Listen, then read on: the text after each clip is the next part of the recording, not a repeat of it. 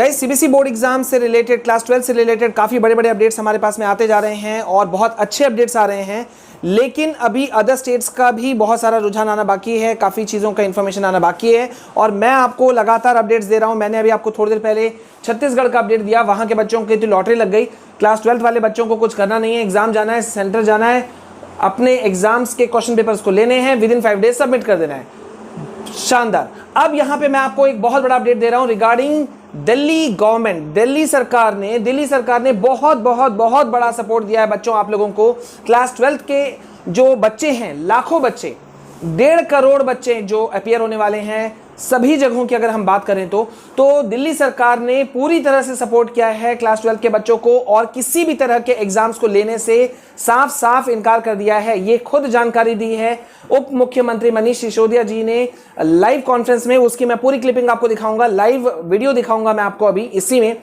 उसमें उन्होंने साफ साफ कहा है मीटिंग के अंदर में कि भाई दिल्ली सरकार जो है वो बिल्कुल नहीं चाहती है एग्जाम्स लिए जाएं। उनका तर्क था कि किसी भी कंडीशन में अगर बच्चे एग्जाम्स लेते हैं तो मुश्किल है। हालांकि मैंने आपको जो अपडेट दिया था आज सुबह कि दिल्ली सरकार जो है वो फेवर में रहेगी, लेकिन सुबह जो मैंने अपडेट दिया था कि सीबीएसई ने क्या किया है, कल ही देर शाम को मिनिस्ट्री ऑफ एजुकेशन, शिक्षा मंत्रालय में एक फाइल पहुंचा दी है जिसमें 2 ऑप्शंस दिए गए थे। मैंने आपको बता दिया था लॉन्ग थ्योरी और शॉर्ट पॉलिसी।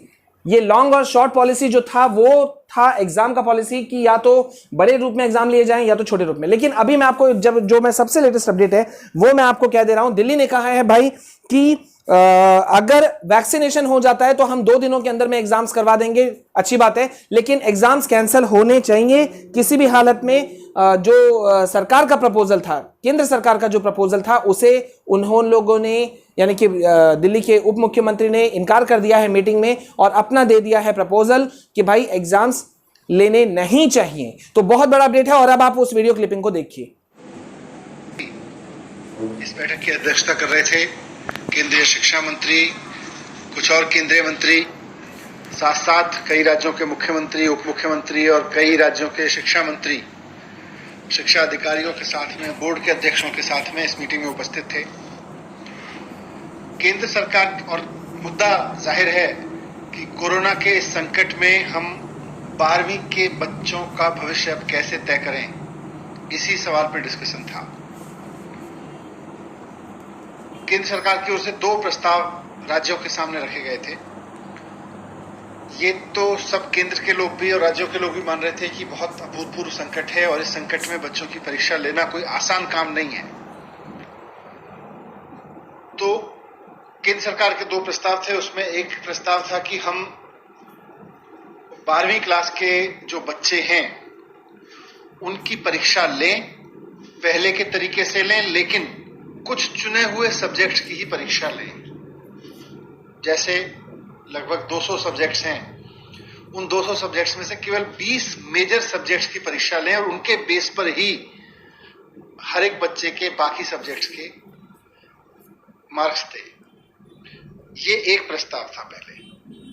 तो इस तरह से 19-20 सब्जेक्ट्स की परीक्षा लेके और 19-20 सब्जेक्ट्स में आए हुए नंबर्स के आधार पर, मार्क्स के आधार पर बाकी सब सब्जेक्ट्स को इवेलुएट उसी के आधार पे करें, ऐसा एक प्रस्ताव है। इसमें एग्जामिनेशन सेंटर्स वगैरह वगैरह सब वैसे ही चलेगा जैसे पहले चलता था। दूसरा उनका प्रस्ताव था कि परीक्षा लें, लेकिन उसका पैटर्न थोड़ा बदलें। स्कूल में ही परीक्षा हो, ऑब्जेक्टिव टाइप के क्वेश्चंस की परीक्षा हो, 3 घंटे की जगह 1.5 घंटे की परीक्षा हो और उसकी बच्चों की जो कॉपी चेक करने का काम है वो भी स्कूल में ही हो। तो ये उनका दूसरा प्रस्ताव था। और उसमें यह भी है कि बच्चों के सारे सब्जेक्ट्स की परीक्षा ना हो, लेकिन बच्चे तय कर लें कि उनको कौन से 4 सब्जेक्ट की परीक्षा देनी है या 3 सब्जेक्ट की परीक्षा देनी है। ये उनका ऑप्शन बी था। देश के अलग अलग राज्यों के शिक्षा मंत्रियों ने अपनी अपनी राय रखी।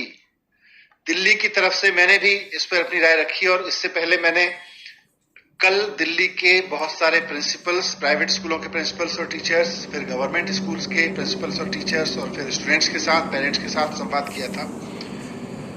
और उसके बेस पर, उस पूरे मंथन के बेस पर मैंने दिल्ली की तरफ से 12वीं के बच्चों के भविष्य के बारे में सरकारों को क्या कदम उठाने चाहिए ये मैंने राय रखी अपनी, उसको मैं आपके साथ शेयर कर रहा हूं। पूरे देश में इस वक्त करीब 1.5 करोड़ बच्चे हैं जो 12वीं क्लास में पढ़ रहे हैं। इन 1.5 करोड़ बच्चों के पेरेंट्स, इनके टीचर्स और खुद ये बच्चे सबके सब बहुत उम्मीद भरी निगाहों से सरकारों की ओर देख रहे हैं और खासतौर से केंद्र सरकार की ओर देख रहे हैं कि केंद्र सरकार परीक्षाओं के बारे में कोई निर्णय ले, ताकि 12वीं की जो ये क्लास है ये इतनी लंबी होती चली जा रही है, आगे बढ़ती जा रही है, आगे बढ़ती जा रही है, ये 12वीं की क्लास से आगे उनको बढ़ने का मौका मिले।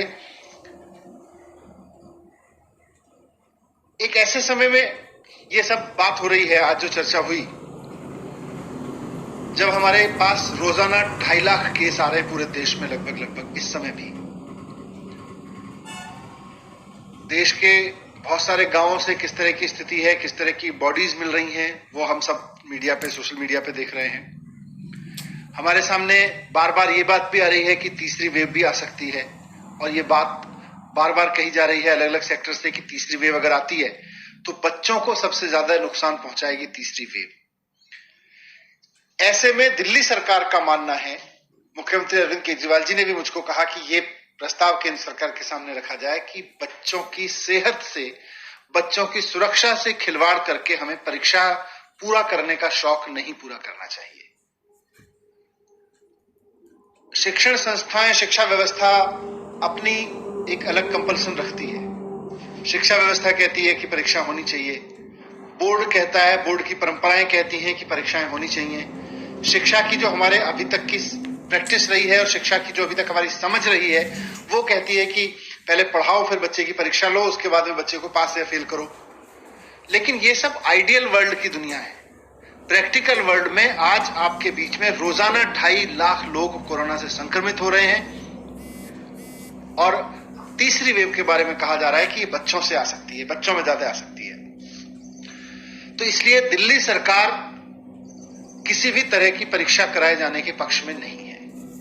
दिल्ली सरकार ने केंद्र सरकार को भी आज कहा, हम उनको चिट्ठी भी लिख के कहेंगे कि ये दोनों ऑप्शन परीक्षा कराने के ऑप्शन हैं, लेकिन हमारी राय में ये वक्त परीक्षा कराने का नहीं है।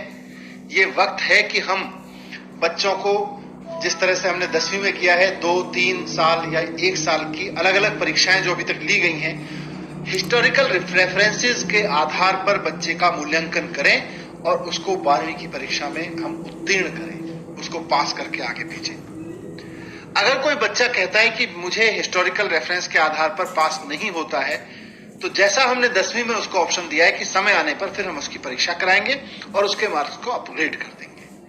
अगर कोई बच्चा कहता है कि मेरे नंबर कम आए हैं हिस्टोरिकल रेफरेंस से के आधार पर, मेरे नंबर्स तो ज्यादा आते अगर मैं परीक्षा देता, मुझे परीक्षा देने का अवसर दिया जाए, तो सही समय आने पे उसको परीक्षा का अवसर देके उसके मार्क्स अपग्रेड किए जा सकते हैं। लेकिन 12वीं क्लास का ये कंटिन्यूअस चलना उसके लिए भी खत्म हो, ऐसा हमने प्रस्ताव दिया है। मैंने ये भी रिक्वेस्ट किया है कि आज एग्जाम लेने वाली संस्थाओं, शिक्षा व्यवस्था की परंपराओं, ट्रेडिशनल कन्वेंशनल शिक्षा व्यवस्था, इसकी रूल्स एंड रेगुलेशंस को, इसकी परंपराओं को फॉलो करने के चक्कर में हम अपने बच्चों को कुर्बान नहीं कर सकते। हम अपने बच्चों की जान पे नहीं खेल सकते, और हमें एक पेरेंट के रूप में सोचना होगा। हमें शिक्षा व्यवस्था के मुखिया के रूप में सोच के ये समय नहीं निकालना है। हम शिक्षा व्यवस्था के मुखिया के रूप में अगर तय करेंगे तो शिक्षा व्यवस्था के रूल, उसके कन्वेंशंस, उसके सारे ट्रेडिशंस हमारे सामने आएंगे। अगर पेरेंट के रूप में हम सोचेंगे तो एक पेरेंट के रूप में हमें समझ में आएगा कि नहीं, हम अपने बच्चों को अभी परीक्षा के जोखिम में नहीं डाल सकते। तो इसलिए मैंने रिक्वेस्ट किया है, लेकिन साथ साथ मैंने रिक्वेस्ट किया है क्योंकि बात सिर्फ बोर्ड की परीक्षाओं की नहीं है, बात एंट्रेंस एग्जामिनेशंस की भी है, बात यूनिवर्सिटी के आगे के एग्जामिनेशंस की भी है, अगला सेमेस्टर शुरू होने की भी है कि फिर बच्चे परीक्षाएं, प्रतियोगी परीक्षाएं कैसे देंगे, नीट की जेईई की परीक्षाएं कैसे देंगे। तो इस सब का एक ही समाधान है कि हम अपने बच्चों को वैक्सीनेशन कराएं। जैसा मैंने कहा कि पूरे देश में करीब 1.5 करोड़ बच्चे हैं जो 12वीं क्लास में हैं। आज देश में भी वैक्सीन उपलब्ध है जो युवाओं के लिए कारगर बताई जा रही है, और विदेशों में भी ऐसी वैक्सीन उपलब्ध है जो 12 साल से 18 साल के बच्चों के लिए भी कारगर प्रूव की जा चुकी है, घोषित की जा चुकी है। केंद्र सरकार से हमारा निवेदन है कि 1.5 करोड़ बच्चों के लिए और स्कूल के सारे टीचर्स के लिए, लगभग 1.5 करोड़ ही टीचर्स हैं, तो 1.5 करोड़ बच्चों के लिए और 1.5 करोड़ टीचर्स के लिए लगभग 3 करोड़ लोगों के लिए सबसे पहले वैक्सीन लेके आई जाए जो बच्चों के लिए लगाई जा सकती है, वैसी वैक्सीन। दुनिया में अभी फाइजर वैक्सीन का नाम आया है अमेरिका में। फाइजर वैक्सीन के बारे में से हमने भी संपर्क किया था, तो उनके पास डोजेस तो है, लेकिन उन्होंने कहा कि भाई अभी हम केंद्र सरकार से ही बात कर रहे हैं। तो केंद्र सरकार ये जिम्मेदारी निभाए कि फाइजर से बात करके देश के 1.5 करोड़ बच्चों के लिए वैक्सीन लेके आए और उनको लगवाए। अगर फाइजर वैक्सीन नहीं मिलती है तो जो देश में अभी वैक्सीन है युवा वर्ग के लिए, उसके बारे में कहा जा रहा है कि वो 18 साल से ऊपर के बच्चों के लिए है।